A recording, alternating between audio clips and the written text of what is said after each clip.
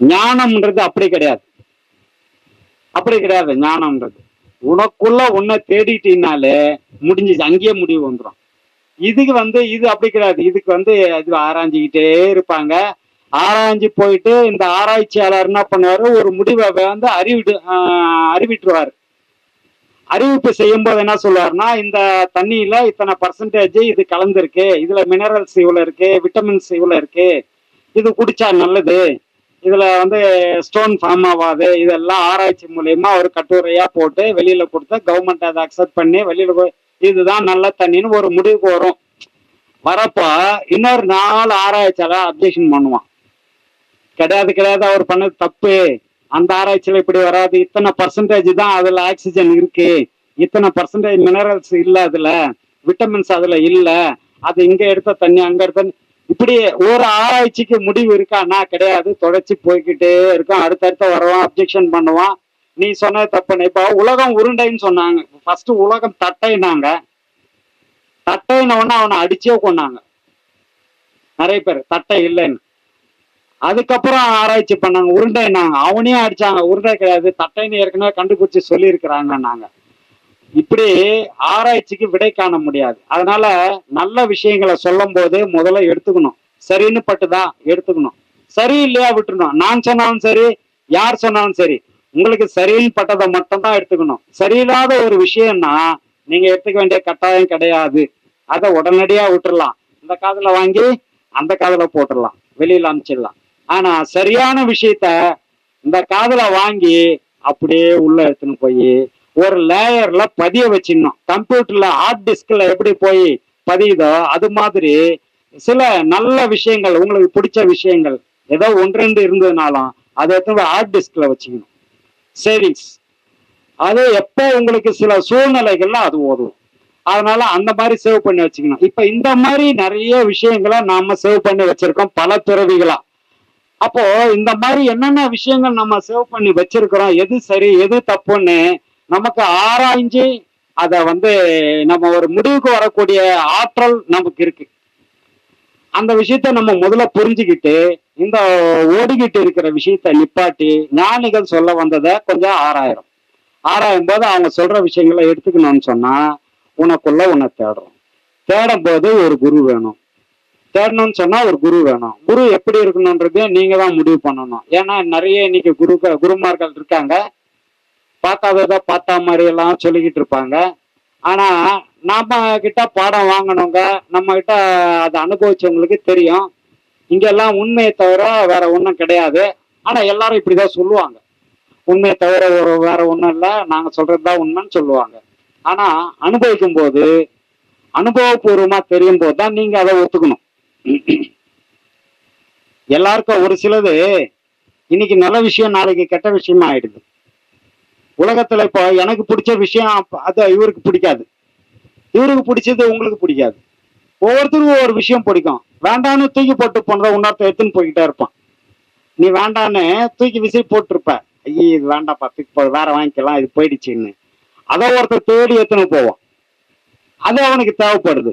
அப்ப இந்த உலகத்துல தேவை எது தேவை இல்லை எது, இப்ப இதை தெரிஞ்சுக்கணும்னா நமக்கு அதுக்குதான் 6 அறிவு மனிதன் சொல்றாங்க. அப்போ இந்த 6 அறிவுல இதை பகுத்தறிஞ்சு எது தேவை எது தேவையில்லைன்னு நாம கண்டுபிடிச்சிருவோம். அப்ப கண்டுபிடிக்கிறது இந்த அறிவையும் அப்படி பயன்படுத்தி ஒரு நல்ல குருமார்கள் யார் இருக்காங்க, நல்ல குரு யாரு, அவர்கிட்ட போறோம், நல்ல தீட்சை வாங்குறோம், அந்த தீட்சையை வாங்கி அவங்க சொன்ன மாதிரி அந்த பாடத்தை பண்ணணும் அப்படின்றத ஒரு முடிவு எடுத்து இப்ப இவ்வளவு தூரம் இங்க உட்காந்துட்டு இருக்கிறீங்கன்னா, நீங்க இப்ப எல்லா வாழ்க்கையில ரொம்ப விரக்தி, சில கஷ்டங்கள், சில நஷ்டங்கள், நல்லது கெட்டது எல்லாத்தையும் சந்திச்சு இப்படியே வாழ்க்கை எப்பவுமே இருக்கு, நிம்மதி இல்ல, வாழ்க்கையில நிம்மதி வேணும், அதுக்கு என்ன வழி அப்படின்னா இந்த மாதிரி போலிவாக்கத்துல ஏதோ கொடுத்துட்டு இருக்காங்களாம், தீட்சை கொடுக்குறாங்க, அங்க ஏதோ ஒரு குரு இருக்காரு, சரி போய் என்னன்னு பார்ப்போம், அங்கேயாவது நமக்கு விடிவு காலம் கிடைக்குதான்னு பார்ப்போம் அப்படின்னு சொல்லி வந்திருப்பீங்க. இப்படி வரவங்க முழுமையா உள்வாங்கி இப்ப நம்ம சொல்ற விஷயத்த அப்படியே உள்வாங்கி வச்சுக்கிட்டா அது உங்களுக்கு கண்டிப்பா பல வகையில பயன் தரும். அதுல முதல் உங்களுக்கு பயன் தரக்கூடிய விஷயம் எதுன்னு சொன்னா மன அலையாம நிறுத்தும். முதல் பாடம் நாம கொடுக்குற இந்த கலை ஐயா பிரம்மஸ்ரீ நித்யானந்த சுவாமிகள் எனக்கு கற்றுக் கொடுத்த இந்த கலையை இந்த உலகம் பூரா பரப்பணும்னு அவர் சொன்னபடி இன்னைக்கு இது நடந்துகிட்டு இருக்கு. இதுல நாம கொடுக்குற பாடம், இங்க நீங்க நிறைய பேர் அந்த முதல் பாடம் வாங்கி இருப்பீங்க, உங்களுக்கு தெரியும். வேற எங்கேயுமே நீங்க அதை மாதிரி நிறுத்தி இருக்கவே முடியாது மனச. ஆனா இங்க நிறுத்தி இருப்பீங்க. உங்களுக்கு எல்லாருக்கும் தெரிஞ்சிருக்கும் அந்த விஷயம். 5 நிமிஷத்துல உங்களுக்கு மனசு நின்றுடும். ஒரு 10 நிமிஷத்துக்குள்ள ஆழ்ந்து போய் உங்களை மறந்துருப்பீங்க. ஒரு அரை மணி நேரத்துல பார்த்தா உங்களுக்கு என்ன வெளியே நடக்குதுன்னு எதுவுமே தெரியாது. அந்த நிலை போயிருப்பீங்க. அப்படி போலன்னா சரியா பாடம் பண்ணலன்னு அர்த்தம். போனவங்க யாராவது இருக்கீங்களா? கொஞ்சம் கை தூக்குங்க பார்க்கலாம்.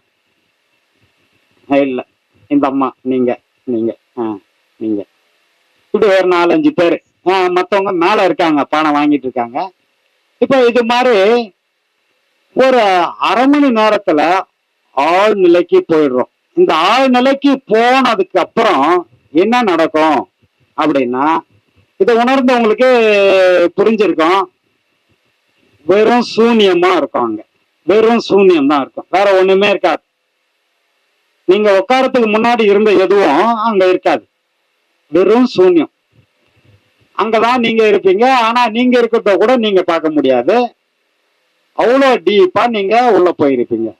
அப்போ இது நாம பாடம் கொடுக்கும் போதே 1 மணி நேரம் இப்படி இருக்கணும் அப்படின்னு சொல்லி நம்ம பாடம் கொடுக்குறோம். ஒவ்வொரு குருமார்களும் அப்படிதான் உங்களுக்கு சொல்லி பாடம் கொடுத்துருப்பாங்க. அப்போ இந்த 1 மணி நேரம் இந்த ஒண்ணும் இல்லாத இந்த சூன்யத்துல நீங்க இருந்தீங்கன்னு சொன்னா, அந்த இடம்தான் இரவு பகல் அற்ற கங்குல் பகல்னு சொல்லுவாங்க. அத இரவு பகல் அற்ற இடம்.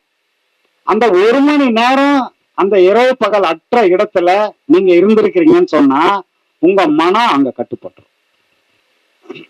எப்படி கட்டுப்படும்? அது கட்டி போடுறதுக்கான அனைத்து ஏற்பாடுகளும் அங்க நடந்திருக்கும். அப்ப இந்த 1 மணி நேரத்துல உங்க மனசை கட்டி போட்டதால அன்னைக்கு இருக்கக்கூடிய 24 மணி நேரத்துல உங்க மனசு வெளியே போய் அலைப்பாயாம வேற ஆசை பாசங்களுக்கு இடம் இல்லாம மிகப்பெரிய ஒரு நிம்மதி உங்க மனசுக்கு கிடைச்சிடும். ஒரு நிம்மதியான, அதுக்குதான் காலையில 3:30-4 மணிக்கெல்லாம் எழுந்து பாடம் பண்ணிடுங்கன்னு சொல்லுவோம் நாங்க. ஏன் சொல்றோம்னா, அன்னைக்கு ஃபுல்லா உங்களுக்கு பீஸ்ஃபுல்லா போயிடும். எதை பத்தி பெருசா நீங்க ஐயோ இது போயிடுச்சா, எது போனாலும் கவலைப்பட மாட்டீங்க. சரி போச்சு விடு அப்படின்னு மனம் ரிலாக்ஸ் ஆயிடும். காரணம் என்னன்னா, உங்க கட்டுப்பாட்டுக்குள்ள அது வந்துருச்சு. இவ்வளவு காலம் அது உங்களை இழுத்துன்னு சுத்தின்னு இருந்தது. அது சாதாரண வேகம் போவாது, ஒளியாண்டு வேகத்துல போறது உங்களை இழுத்துக்கிட்டு இருந்தது. இவ்வளவு காலமாவும் இழுத்துக்கிட்டு இருந்தது. ஓடிக்கிட்டு இருந்தீங்க அதுக்கு பின்னாடி. ஓடி களைச்சி போய் கடைசியா இங்க வந்தீங்க, பாடம் வாங்கினீங்க. இந்த பாடத்துல போய் 1 மணி நேரம் அந்த ஒரு சுகத்தை நீங்க அனுபவிச்சது இருக்க, அதுக்கு அளவு எல்லாம் சொல்லவே முடியாது. இந்த 1 மணி நேரம் அந்த சூன்யத்துல நீங்க இருக்கும்போது உங்க மனம் லேசாயிடுச்சு. அப்போ மனசுக்குள்ள இது வரைக்கும் அங்க தேக்கி வச்சிருந்த குப்பைகள் வெளியேறிடுச்சு. ஏன்னா ஒரு நல்ல விஷயம் உள்ள வரும்போது அடுத்த விஷயம் வெளியே போய் தான் ஆகணும்.